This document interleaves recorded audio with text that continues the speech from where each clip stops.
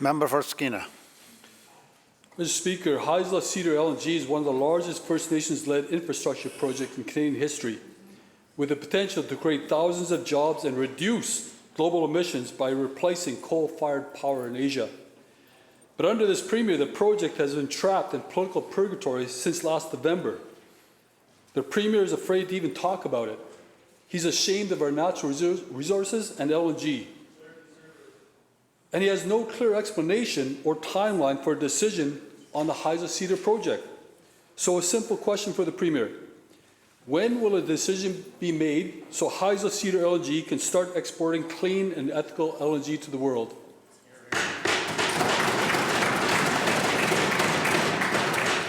Minister of Environment.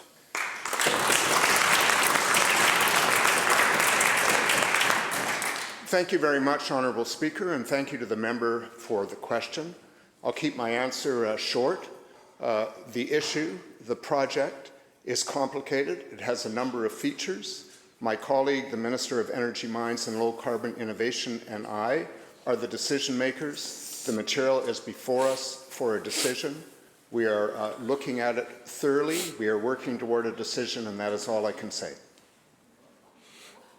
Member for Skeena. Mr. Speaker, that answer doesn't make any sense. LNG Canada was complicated. Phase 2 was complicated. And when I was Chief Counsel at Haisla Nation, we actually put together Haisla Cedar LNG as an accommodation of rights and title. I mean, it's clear that the NDP are still ashamed of our natural resource economy, including LNG. We hear it in their debates every day in this legislature. First Nations are doing their part to seize opportunities and lift their people from poverty. But there is growing frustration over the Premier's delays in political purgatory. Chief Counsellor Crystal Smith from the Haisla Nation said last month, and I quote, "In regard to the approval of the environmental assessment, it has definitely been frustrating to say the least." End quote. By law, the deadline for this government to decide on Cedar LNG was 45 days, but it's been over 100 days with no clear explanation or timeline. There was less timeline for LNG Canada.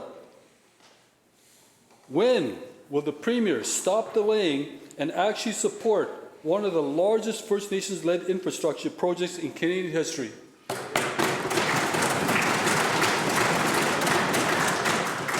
Minister of Environment and Climate Change Strategy. Thank you very much, Honourable Speaker. On this side of the House, we take reconciliation, including economic reconciliation with First Nations, very seriously.